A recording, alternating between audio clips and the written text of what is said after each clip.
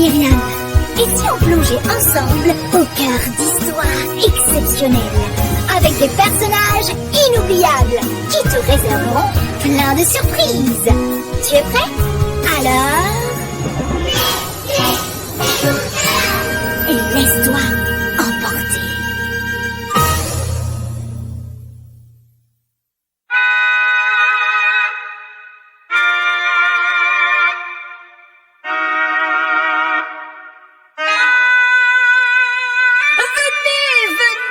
Écoutez les exploits de ma personne. Oh, ma famille approchée. Oh, ma femme et mes enfants, mes amis. Admirez toutes mes richesses. Je ne suis pas un simple ministre. Non. Je suis presque l'égal du roi. Regardez la babague qu'il m'a remise en me donnant la même autorité que lui pour les lois. Je suis au plus haut rang, le plus admiré, le plus élevé. Alors bien sûr, le roi m'accorde des privilèges à moi seul, des faveurs qu'il n'accorde à personne d'autre, parce que je suis exceptionnel. Ah oui, c'est ça. Je suis quelqu'un d'extraordinaire. Tu entends ici la voix de Haman. Comme tu le sais, il travaille pour le roi et... Chut! D'un autre côté de la ville de Suse, il se passe tout autre chose. Les Juifs de la citadelle sont réunis pour jeûner et prier durant 3 jours selon la demande d'Esther. Après seulement, elle se rendra auprès du roi. Elle sait qu'elle risque la mort, oui, en y allant sans avoir été appelée. Mais Esther répond à cet appel pour son peuple. C'est un grand risque. Seule, elle n'a pas la force ni le courage. Mais soutenue par son peuple, elle se prépare en passant du temps avec Dieu. Elle est attentive pour entendre comment Dieu lui montrera d'agir. Si le roi abaisse son sceptre pour Esther. Vous pouvez m'applaudir. Même la reine reconnaît mon intelligence suprême. Car sachez que la reine Esther n'a invité personne d'autre que moi, avec le roi, au festin qu'elle a préparé. Oui, personne d'autre. La reine? Un festin? Mais qu'est-ce qu'il raconte? À la fin des 3 jours de jeûne, Esther revêt ses habits royaux et se tient dans la cour intérieure du palais royal. À cet instant, le roi siège sur son trône et aperçoit la reine. Que va-t-il décider? Peut-être voudra-t-il montrer à tous ses conseillers que c'est lui qui décide de tout et ainsi condamner Esther. Mais non, le roi incline son sceptre d'or vers le bas et... Ah, merci Dieu! Esther a la vie sauve et obtient la faveur du roi qui lui demande. Que veux-tu, reine Esther? Quelle est ta requête? Elle te sera accordée jusqu'à la moitié du royaume.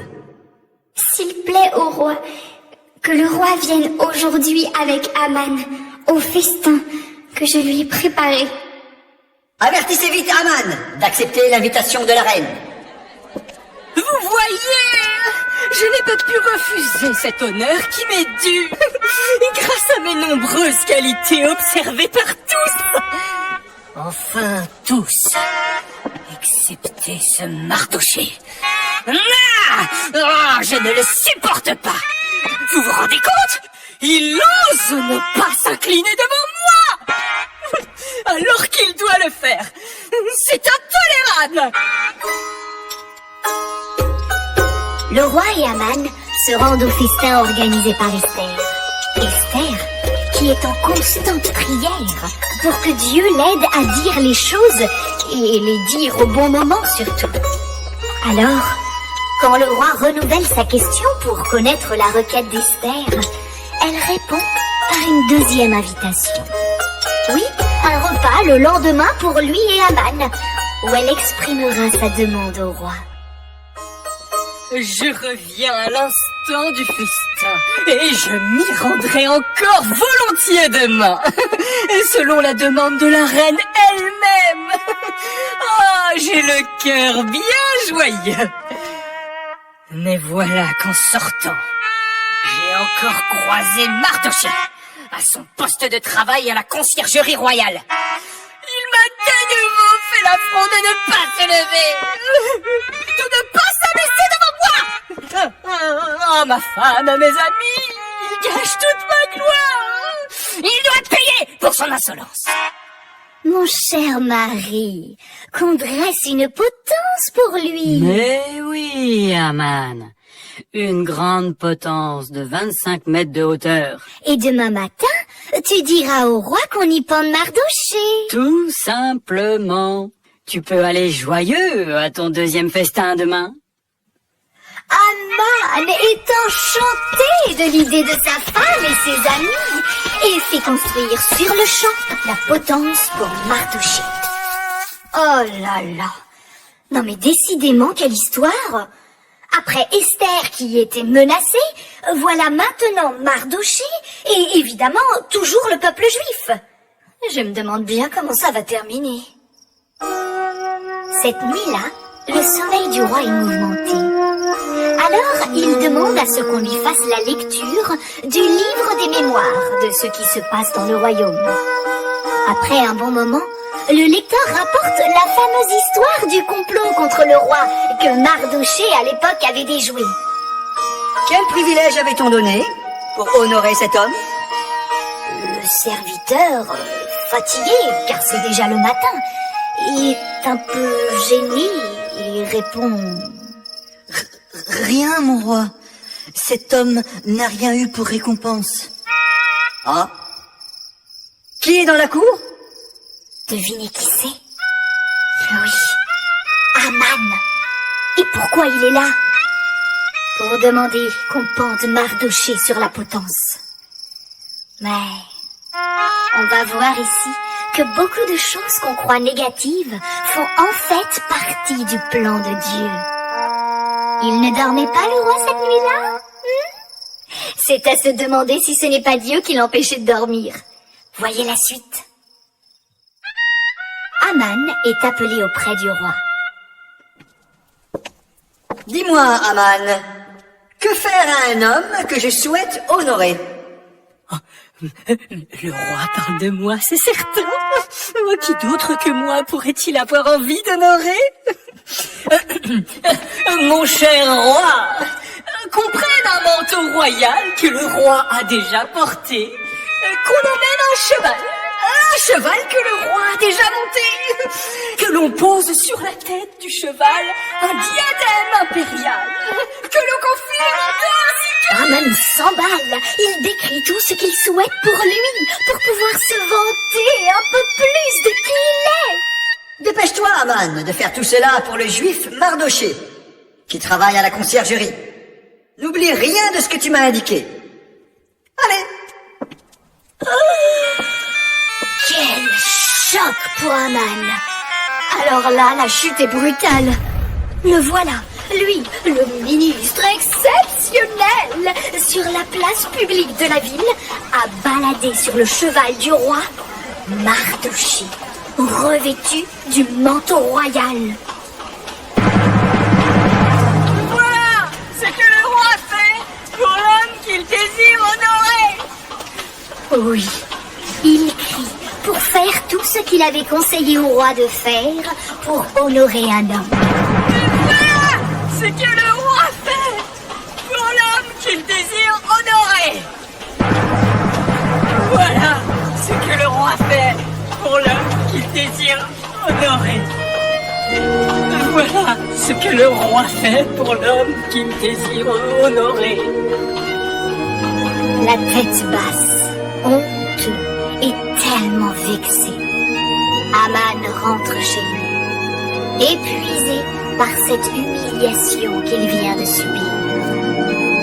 Et le deuxième festin? Aman a oublié l'invitation de la reine, et les serviteurs du roi viennent le presser de s'y rendre. Esther connaît son mari. Elle sert de nouveau un excellent repas et du vin en quantité pour que le roi soit bien disposé. Elle sait que c'est le moment de demander cette fois. Alors, quand le roi lui repose la question pour connaître ce que désire Esther, voici sa réponse. Si j'ai obtenu ta faveur, ô roi, s'il plaît au roi, voici ma demande. Avoir la vie sauve. Et voici ma requête. Que la vie sauve soit aussi accordée à mon peuple. Car nous avons été vendus, moi et mon peuple, pour être tués, massacrés. Mais qui? Et où est-il? Celui qui a eu l'audace d'imaginer une chose pareille. Le persécuteur, l'ennemi, c'est Aman, ce misérable. Furieux, le roi, choqué par cette annonce, sort un instant dans les jardins du palais. Aman, bouleversé, se jette alors aux pieds de la reine pour la supplier de l'épargner. À ce moment-là, le roi revient et voit Aman aux pieds de la reine. Il est dans une colère immense. Ses serviteurs attrapent Aman pour l'emmener et l'un d'eux ajoute: Mon roi, il y a justement une potence qu'Aman a fait monter pour Mardochée, qui a parlé en bien pour le roi. Elle se trouve dans la cour de la maison de Haman. Qu'on pende Haman! Cet ordre est tout de suite mis à exécution. Et la colère du roi s'apaise. Voilà le résultat de la haine. Haman est tué sur la potence qu'il avait lui-même fait construire en se croyant invincible. Et cela s'est retourné contre lui. La haine et la méchanceté mènent toujours, tôt ou tard, à la destruction. Dieu n'est jamais en retard. Il interviendra au bon moment pour renverser toute injustice. Le roi fait offrir tous les biens de Haman à la reine et fait venir Mardochée. Esther insiste encore pour sauver aussi son peuple. Mais les lois sont irrévocables. En Perse, on ne peut pas changer une loi qui a été publiée. Est-ce que Dieu va tenir sa promesse de secourir son peuple? Le roi donne la responsabilité à Esther et Mardochée d'écrire des lettres en son nom pour aider les Juifs à faire face à la menace. C'est ainsi qu'encore une fois, Dieu intervient et retourne la situation. Les lettres sont envoyées partout, comme l'avait été celle d'Aman, autorisant tous les Juifs à se réunir pour défendre leur vie et empêcher qu'on leur prenne leurs biens. Le fameux jour désigné dans la loi d'Aman. Oh, c'est une explosion de joie parmi les Juifs. Tous fêtent la nouvelle, tandis que les autres peuples prennent peur et certains même veulent devenir Juifs. Oh, c'est fou cette histoire. Et qui s'est réellement passée. Tu sais, il y a au-dessus des rois un roi, le roi des rois, Dieu, qui dirige l'histoire, notre histoire, d'une manière surprenante. Son règne est un règne éternel et son pouvoir dure à travers tous les siècles. Oui, le Seigneur tient fidèlement ses promesses. Tout ce qu'il fait est marqué de sa bonté. Tu peux te confier en lui. Il sera toujours avec toi.